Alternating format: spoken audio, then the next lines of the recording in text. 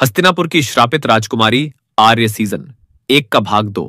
Watch on our channel कहानी घर।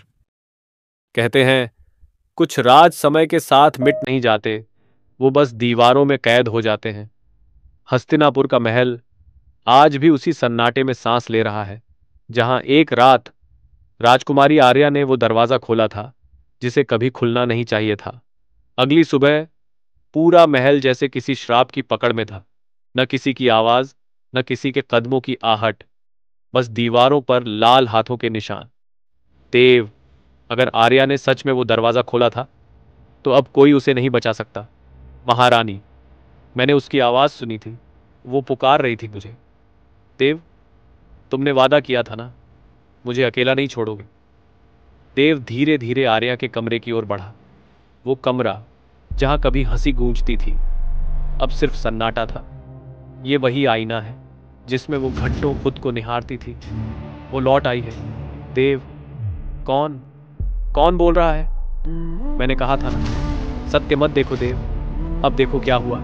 आर्या, तुम आत्मा हो या सपना, मैं वही हूं जिसे हस्तिनापुर ने धोखा दिया। उस रात से महल की दीवारों पर कुछ लिखा जाने लगा। 7 दरवाजे अब फिर खुलेंगे और जो भी आर्या की तस्वीर को छूता अगले दिन बोल नहीं पाता। देव, कुछ करो, ये क्या हो रहा है? नहीं महारानी, वो वापस नहीं आई, वो कभी गई ही नहीं थी। देव डर गया और पंडित बुलाया। नाम था भोंदू बाबा। कहने को तांत्रिक, पर असल में डरपोक। देव बेटा, ये महल नहीं, ये शमशान है। जो यहाँ पूजा करेगा वो अगले जन्म में ही बचेगा। तो फिर आप अगले जन्म में ही मिलिए बाबा। हंस लो देव, अभी डर बाकी है। मध्य रात्रि, महल के आईनों में हल्की रोशनी झिलमिलाई। देव अकेला था, बस वो और उसकी परछाई।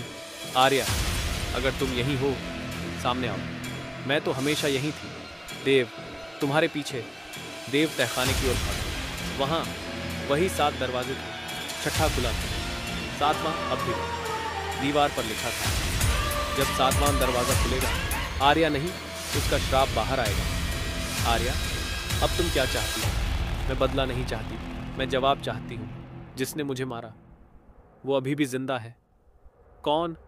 हस्तिनापुर का पहला राजा, वो जो कभी नहीं मरा। देव ने उस रात आईने से आगे का सच देखा, लेकिन कुछ सच देखे नहीं जाते, झेले जाते हैं। और अब हस्तिनापुर का असली श्राप जागने वाला था। अगला भाग, वह जो कभी नहीं मरा।